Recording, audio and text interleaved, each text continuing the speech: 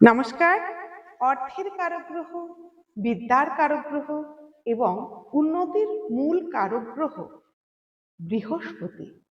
এই দেবগুরু বৃহস্পতি 5ই ডিসেম্বর বক্রী হয়েছেন এবং বক্রী হয়ে কর্কট রাশি থেকে মিথুন রাশিতে প্রবেশ করেছে।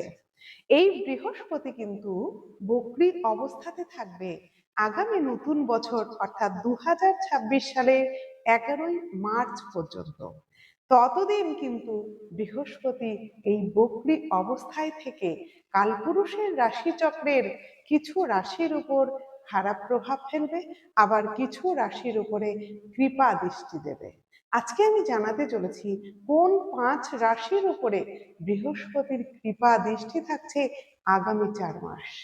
এই 4 মাস কিন্তু তাদের বহু উন্নতি আসবে, জীবনে পরিবর্তন আসতে বাধ্য হবে।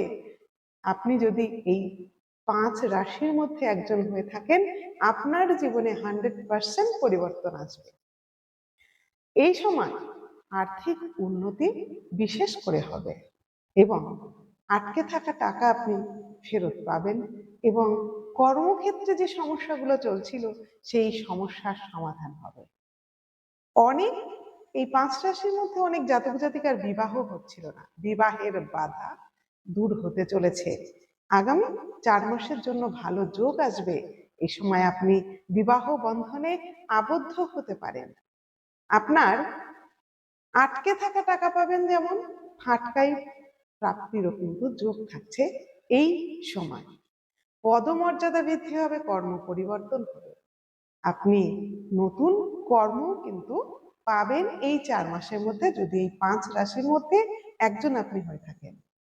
কোন ভাগ্যশালী সেই 5 রাশি যাদের আগামী 4 মাস বৃহস্পতি অনেক উন্নতি এনে দিতে চলেছে? সেই 5 রাশি হলো মেষ রাশি, বৃষ রাশি, কন্যা রাশি, সিংহ রাশি এবং মকর রাশি।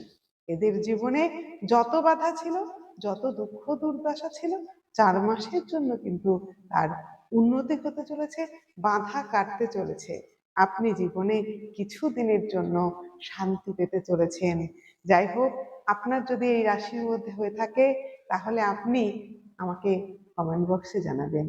আর আপনার আত্মীয় পরিজন বন্ধুদের মধ্যে বেশি বেশি করে ভিডিওটি শেয়ার করে দিন।